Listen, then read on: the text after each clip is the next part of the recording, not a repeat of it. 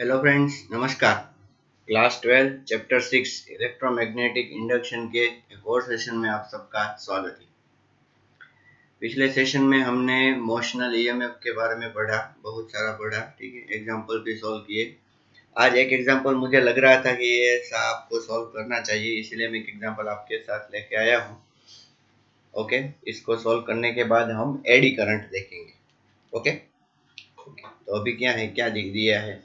A U-shaped conducting frame is placed in a magnetic field B in such a way that plane of the frame is perpendicular to the field lines. बच्चों, जैसा कि हमने जो motional EMF discuss करते time देखा था, ठीक है, एग्जैक्टली वैसा ही है। ये यू शेप फ्रेम, ठीक है, और मैग्नेटिक फील्ड इसमें कुछ इस तरह है। ओके, परपेंडिकुलर है। Conducting rod is supported on the parallel arm of the frame. ये कंडक्टिंग रॉड है। चलो मैं इतना कर देता हूँ। ये क्या है? Conducting rod. Perpendicular to them is given a velocity v0 at time t equal to 0। मतलब कि यहाँ पर उसकी वेलोसिटी, उसको कितनी वेलोसिटी दी गई? v0। Prove that velocity of the rod at time t will given by vt is equal to. कहने का मतलब क्या है? देखिए, ये सारा मैग्नेटिक फील्ड यहाँ पर है ही, लेकिन जैसे जैसे रोड आगे जाएगा वैसे उसकी वेलोसिटी चेंज होती जाएगी, ठीक है। और यहाँ पर उसकी जो वेलोसिटी है vt, वो कितनी होनी चाहिए? Is equal to v0 e raise to minus b square l square t upon m r. सबसे पहले मैं आपको बोल दूं बच्चों, यहाँ पर b magnetic field, l length, t time, m mass and r is the resistance. ऐसा है, ठीक है। ये है time t is equal to t और ये है time t is equal to 0। t equal to 0 पर कितनी वेलोसिटी थी? v0। लेकिन t इक्वल टू t पर कितनी वेलोसिटी? vt। वो हमें क्या करना है? इतनी होगी, वो हमें प्रूव करना है। तो बच्चों, बहुत सिंपल डेरिवेशन है, इतना कुछ है नहीं, थोड़ा सा मैथमेटिक्स है। आपको पता होगा फोर्स जो लगेगा वो कितना लगेगा? एम ए, ठीक है। हालांकि ये जो फोर्स है ये अपोजिट डायरेक्शनल फोर्स होगा। किस तरह? अकॉर्डिंग टू लेंज लॉ, ठीक है। अभी ये फोर्स है, उसको मैं इधर में ऐसा लिखता हूँ कि ये है बी आई एल। कैसे आया पता चला? सोचना। Is equals to minus m a, ठीक है। अभी हमें चाहिए वेलोसिटी, तो मैं क्या लिख दूंगा? B i. अभी आई इज इक्वल टू क्या है बच्चों? सबसे पहले तो आपको वो पता होना चाहिए, आई करंट है। आई इज इक्वल्स टू है एप्सिलॉन अपॉन आर, ठीक है। आई इज इक्वल टू क्या है? Epsilon upon r. और ये है l is equals to minus m. अभी एक्सेलरेशन क्या है? D v by d. समझ में आया आपको कुछ? ओके, अब देखिए, ये है बी, इसका क्या होगा एप्सिलॉन का? Motional EMF b l v into l upon r. हालांकि हमने ये फोर्स का इक्वेशन पिछले वीडियो में डिराइव कर ही लिया है, ठीक है। तो देखिए, अच्छी तरीके से मैं इस एम को इधर लेके आता हूँ, ठीक है। और इक्वेशन क्या डेवलप हो जाएगा वो मैं यहाँ पे लिख दे रहा हूँ ताकि आपको अच्छी तरीके से पता चले।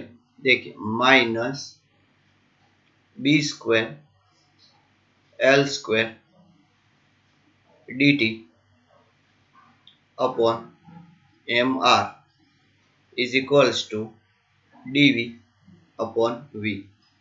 देखिए ध्यान से, ठीक है। अब क्या करेंगे? इन दोनों को इंटीग्रेट करेंगे। t इक्वल टू 0 और वेलोसिटी कितनी? v0। और t इक्वल टू t और वेलोसिटी कितनी? vt। इंटीग्रेशन करना काम किसका है? आपका, ठीक है। तो फिर से देखिए, b square l square upon m r, ये सब कांस्टेंट है, and integration dt is t। Okay, from 0 to t। अभी यहाँ पर 1 अपॉन v है, इसलिए इसका इंटीग्रेशन होगा log नेचुरल v, ठीक है। और कहाँ से कहाँ तक? v0 से लेके v तक, vt तक, ऐसा बोल दीजिए। समझ में आया? ओके, अब vt की वैल्यू अगर रखे तो क्या मिलेगा? Minus b square l square t upon m r is equals to, यहाँ पर log natural vt minus log natural v0, ठीक है। पहले अपर लिमिट, बाद में lower limit. Both time you have to write log natural. Okay, तो इससे हमें क्या मिलता है, log natural v t upon v zero. ठीक है, चलिए आगे इसको सॉल्व करें। तो दोनों साइड अगर एंटी लॉग लेंगे तो क्या मिलेगा, e raise to minus b square l square t upon m r is equals to v t upon v zero. ठीक है, तो अब तो रिजल्ट आपके सामने ही है, v t is equals to क्या हो गया, v t is equals to v zero e raise to minus b square l square t upon m r. T equal to infinity लोगे, क्या लोगे, टी इक्वल टू इन्फिनिटी, तो velocity zero हो जाएगी। ठीक है, तो मैं कहने का मतलब क्या है कि ये वेलोसिटी डिक्रीज होगी बच्चों, क्या होगी, डिक्रीज। ये अगर हम टाइम ले रहे हैं, यहाँ पर हम क्या ले रहे हैं, वेलोसिटी ले रहे हैं, तो हाईएस्ट वेलोसिटी से फिर ये सी डिक्रीज होगी। और इस डिक्रीज होने के पीछे का रीजन है क्या, लेंथ लो, अपोजिशन। जिससे आप बने हो उसी को आप क्या करो, अपोज करो। ठीक है, तो एक हमने ये डिराइव किया, अब डिस्कस करते हैं एडी करंट को। Okay, eddy current, eddy, eddy आप यहाँ पर देख रहे हो, पानी में अगर आप कुछ डाल दोगे तो ये सर्कुलर ऐसा जनरेट होता है, उसको हम क्या बोलते हैं, एडीज। रिपल्स, वो रिपल्स होते हैं ना, उसको हम क्या बोलते हैं, एडीज। ठीक है, उसका नाम क्या है, एडी। और जब ऐसे टाइप के करंट होते हैं, जो ये आप सर्कल देख रहे हो पानी में, ठीक है, ऐसे टाइप के करंट को हम क्या बोल देंगे, एडी करंट। ये कब जनरेट होता है, देखिए, when a magnetic flux linked with any solid conducting material, कैसा मटेरियल, सॉलिड कंडक्टिंग मटेरियल है, यहाँ पर आपको डिस्क डी दिख रही है, changes EMF get induced in it. ठीक है, तो प्रोसेस हमारा पहले से ही, वो हमने जो बात की है वही है, that when magnetic flux changes EMF induced and which results in the circular shape induced current। ये करंट यहाँ पर आपको दिख रहे हैं, यहाँ पर ये जो करंट है ये क्या है, eddy current. These are the eddy current. Okay, ये किस शेप में होते हैं, सर्कुलर शेप में। These current are known as eddy current because of their shape is same as the eddies produced when we drop a stone in a steady water। मतलब कि steady water में जब आप stone drop करते हो तब क्या जनरेट होते हैं, ये ripples जनरेट होते हैं। तो बाजू के डायग्राम में आप देख रहे हो, उसको एडीज बोलते हैं। तो उस शेप के कारण इसका नाम क्या रखा गया है, एडी करंट। ठीक है, अच्छा, इसका एक दूसरा नाम भी है, current are also known as the Foucault current. क्या नाम बोलते हैं उसको, फौकॉल्ट करंट। क्यों, because the great scientist Foucault has observed this. Okay, so direction of eddy current can be known using Lenz law. अब एडी करंट सर्कुलर में तो होंगे, लेकिन किस तरह होंगे ये कौन दिखाएगा हमें बच्चों, लेंस लॉ। ठीक है, लेंस लॉ यहाँ पर भी होगा। Eddy current always oppose the motion of body, हमेशा बॉडी की मोशन को क्या करेंगे, अपोज करेंगे। देखिए, पहले ये जो डायग्राम है, पहली डायग्राम को देखिए, यहाँ पर आपको नॉर्थ और साउथ पोल दिख रहे हैं और मैग्नेटिक फील्ड लाइन यहाँ से ऐसे जा रही है। ठीक है, अब ये मेटल डिस्क जब बाहर होगी तब फ्लक्स कितना होगा, जीरो। ठीक है, जब वो एंटर करेगी तब फ्लक्स इंक्रीज होगा। तो फ्लक्स इंक्रीज होगा तो इसका मतलब अंदर एडी करंट जनरेट होंगे। एडी करंट जनरेट होंगे तो क्या होगा, यहाँ पर एडी करंट क्या करेंगे, इस जो ये जो प्लेट है, मेटल प्लेट, उसको एंट्री करने का अपोज करेंगे। एंट्री करने के लिए, अपोज करने के लिए क्या चाहिए, तो आप यहाँ से देख रहे हो, तो हमें यहाँ से नॉर्थ पोल लगना चाहिए। क्या, क्यों, तो क्योंकि फ्लक्स बढ़ रहा है, इसलिए नॉर्थ नॉर्थ लगना चाहिए। तो नॉर्थ लगने के लिए कौन सी डायरेक्शन में करंट होना चाहिए बच्चों, नॉर्थ लगने के लिए याद कीजिए ऐसा होना चाहिए, एंटी क्लॉकवाइज में। तो यहाँ पर जो करंट फ्लो होगा वो एंटी क्लॉकवाइज फ्लो होगा। ठीक है, जब वो अंदर ट्रैवल कर रही होगी तब कोई फ्लक्स चेंज नहीं होगा, फ्लक्स होगा लेकिन वो चेंज नहीं होगा। लेकिन जब वो बाहर जाएगी उस टाइम पर फ्लक्स डिक्रीज होगा।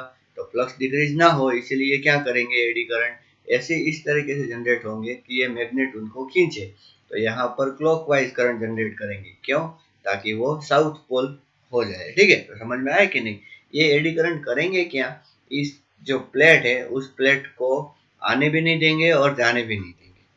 ठीक है, हालांकि उनका अपोज इतना ज्यादा नहीं रहता, लेकिन अपोज फील होता है, जिसकी वजह से क्या होता है, इसका जो ये ऑसिलेशन है जो फ्रीली, मतलब कि विदाउट दिस मैग्नेट ये जितने टाइम में ये बंद हो जाता है एयर रेजिस्टेंस की वजह से, उससे कहीं ज्यादा कम टाइम में यहाँ पर बंद हो जाता है। अब इस अपोज को बोलते हैं क्या? Electromagnetic damping. क्या बोलते हैं बच्चों हम? Electromagnetic damping. समझ में आया? डैम्पिंग का मतलब एम्पलीट्यूड डिक्रीज होना, और ये इलेक्ट्रोमैग्नेटिक, इसकी वजह से एम्पलीट्यूड डिक्रीज हुआ, इसीलिए इसका नाम क्या रखा? Electromagnetic damping. ठीक है। अगर हमें इस इलेक्ट्रोमैग्नेटिक डैम्पिंग को अगर हमें कम करना है तो इसमें स्लॉटिंग कर दीजिए। कहने का मतलब क्या है? ये प्लेट ऐसी है तो उसको काट के कुछ इस तरह बना दीजिए। इससे क्या होगा? ये जो मैग्नेटिक मोमेंट बनती है, मैग्नेटिक मोमेंट का फॉर्मूला जो है IA होता है। ये एरिया कम होने की वजह से ये मैग्नेटिक मोमेंट कम होगी, जिसकी वजह से ये एडी करंट की जो अपोज करने की ताकत है जो वो कम हो जाएगी, और एडी करंट भी कम जनरेट होगा, जिससे हीट लॉस भी क्या होगा? कम होगा। ठीक है, समझ में आया कि नहीं? क्या करना चाहिए हमें? इसे स्लॉटिंग, इसे बोलते हैं स्लॉटिंग। ओके, यहाँ पर मैंने क्या लिखा है देखिए। Eddy current will produce only during entry and exit. कब प्रोड्यूस होंगे? अच्छी तरीके से देखो, एंट्री जब करेंगे तब, और जब एग्जिट करेंगे तब। To oppose the entry and exit of plate. Entry जब करेंगे तब अपोज करेंगे। एक बार एंटर पूरा कर दिया, बाद में फ्लक्स चेंज नहीं होगा, तो बाद में कोई अपोज नहीं करेंगे। लेकिन जब आप एग्जिट करोगे तब भी प्रॉब्लम, तब भी क्या होगा? तब आपको अपोज किया जाएगा कि आपको बाहर जाने नहीं दिया जाएगा। ठीक है, ओके। फिर so plate will stop oscillating shortly and this process is known as the electromagnetic damping. अभी मैंने जो बोला ना कि to reduce electromagnetic damping we are doing slotting in the metal plate. हम क्या करते हैं? slotting। जो हमने बोला उसमें slot बना देते हैं ऐसे। ठीक है, जिससे क्या होता है? मैग्नेटिक मोमेंट डिक्रीज हो जाती है और एडी करंट कम प्रोड्यूस होते हैं। Slotting is done in transformer, जो हम आगे पढ़ने वाले हैं। ठीक है, जिसमें मेटालिक कोर यूज होते हैं, फिर इलेक्ट्रिक मोटर। ठीक है, ऐसे बहुत सारे जनरेटर, ऐसे बहुत सारे डिवाइस है जहाँ पर हम बहुत सारे कंडक्टर्स यूज करते हैं, जिसमें एडी करंट प्रोड्यूस होने के बहुत ज़्यादा चांसेस है, और करंट प्रोड्यूस होने की वजह से हीट लॉस होने के भी बहुत ज़्यादा चांसेस है। तो हम क्या करेंगे? उसमें स्लॉटिंग कर देंगे। ठीक है, शायद आपने ऐसी कोइल्स देखी होगी जो ये ई शेप की कोइल होती है।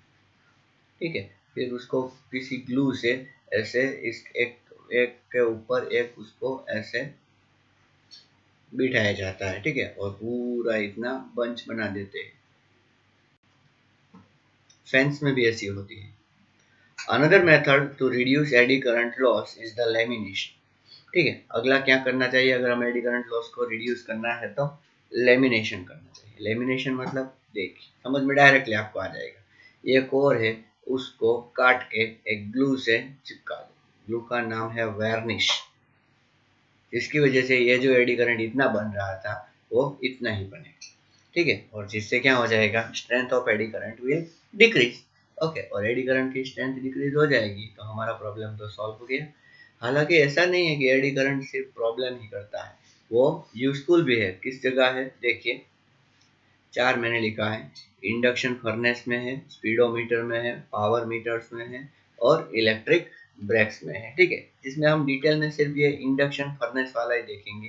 डिटेल में मतलब कि मैं आपको समझाता हूँ, ज़्यादा मतलब कि ये डिटेल में हमारे सिलेबस में नहीं है। आपको सिर्फ जानना ही है कि ये कहाँ पर यूज होते हैं। ये 4 अगर आपने सिर्फ लिस्ट ही बना दी, ठीक है, ऐसा क्वेश्चन आता है that list the application of eddy currents, ऐसा पॉसिबल है। ठीक है, तो ये 4 जगह पर यूज होते हैं। कहाँ कहाँ पर?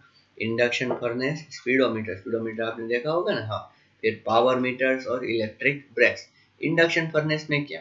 देखिए, एक मेटालिक प्लेट लीजिए, ठीक है, जिसमें 2 मेटल्स है, ए प्लस बी। फिर उसको ऐसी जगह पर रख दीजिए जहाँ पर ये नॉर्थ और साउथ मैग्नेटिक फील्ड बहुत तेजी से चेंज हो रहा है, जिसकी वजह से क्या होगा? इसमें बहुत तेजी से मैग्नेटिक फ्लक्स चेंज होगा इस मेटल प्लेट में, जिसकी वजह से इसमें ज़्यादा एडी करंट प्रोड्यूस हो जाएंगे, जिसकी वजह से ये क्या हो जाएगी? हीट हो जाएगी। तो इसका मतलब क्या है कि उसका टेम्परेचर बढ़ता चला जाएगा। ठीक है, समझ में आएगा? तब बढ़ता चला जाएगा तो पॉसिबल है ए या बी, इन दोनों में से किसी एक का मेल्टिंग पॉइंट आ जाए। जिसका मेल्टिंग पॉइंट आ जाएगा हालांकि हाँ, मतलब क्या है कि इन दोनों के मेल्टिंग पॉइंट में डिफरेंस होना चाहिए थोड़ा, मतलब कि सर्टेन डिफरेंस होना चाहिए, बहुत पास पास नहीं होने चाहिए, वरना पॉसिबल है कि दोनों एक साथ मेल्ट हो जाए। लेकिन जिसका मेल्टिंग पॉइंट आ जाएगा वो पिघल जाएगा और वो नीचे गिर जाएगा। इसकी वजह से क्या होगा कि हम सेपरेट कर सकते हैं। ठीक है, मेटलर्जी में इस तरह इसको हम क्या बोलते हैं, इंडक्शन फर्नेस, बहुत ज़्यादा टेम्परेचर यूज़ करते हैं इसलिए।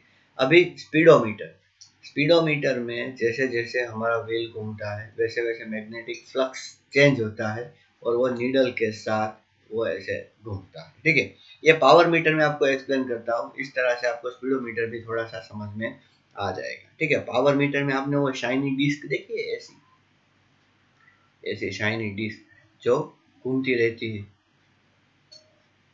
ठीक है, अब क्या है, इसके ऊपर एक और नीडल लगा दो आप, क्या लगा दो, नीडल।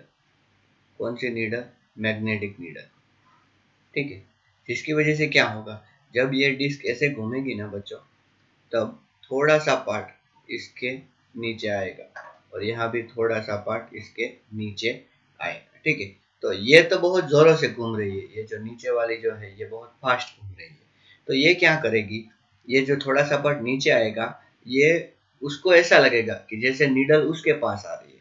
जैसा कि हम जा रहे हैं बस में, तो हमको ऐसा लगता है कि ट्री हमारे पास आ रहा है, एक्चुअली हम ट्री के पास जा रहे हैं। ठीक है, ये जल्दी से घूम रही है, तो ऐसा लगेगा उसको कि नीडल उसके पास आ रही है।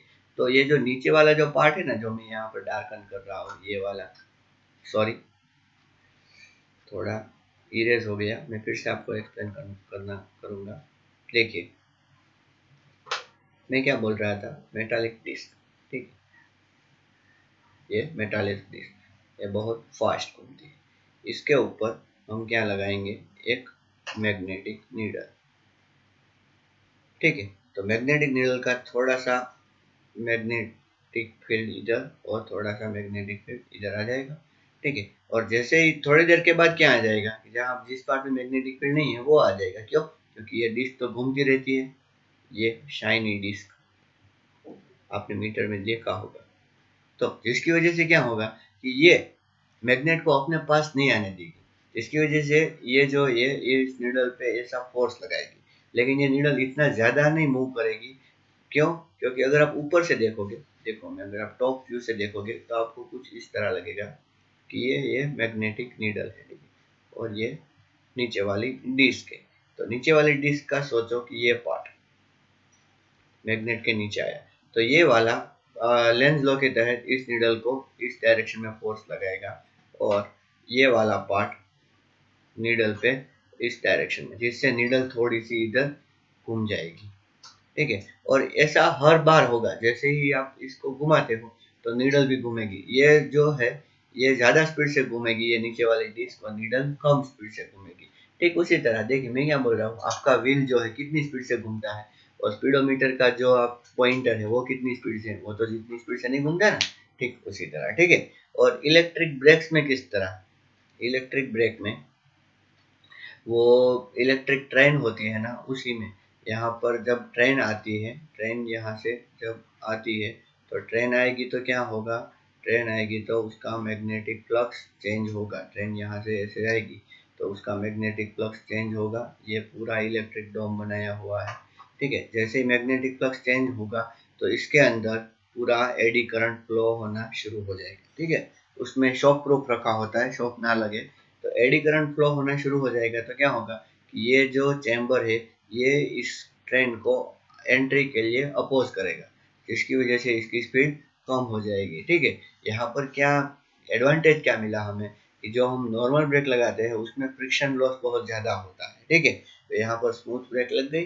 ठीक है, तो देखिए ये तो मैंने सिर्फ ऊपर से आपको एक्सप्लेन किया है, इसका डिटेल एक्सप्लेनेशन आप नेट पे जान सकते हो। ठीक है, तो आज हम एडी करंट का डिस्कशन यहाँ तक रखते हैं, and in the next session we are going to discuss very important concept, that is the induction. Okay, thank you and namaskar.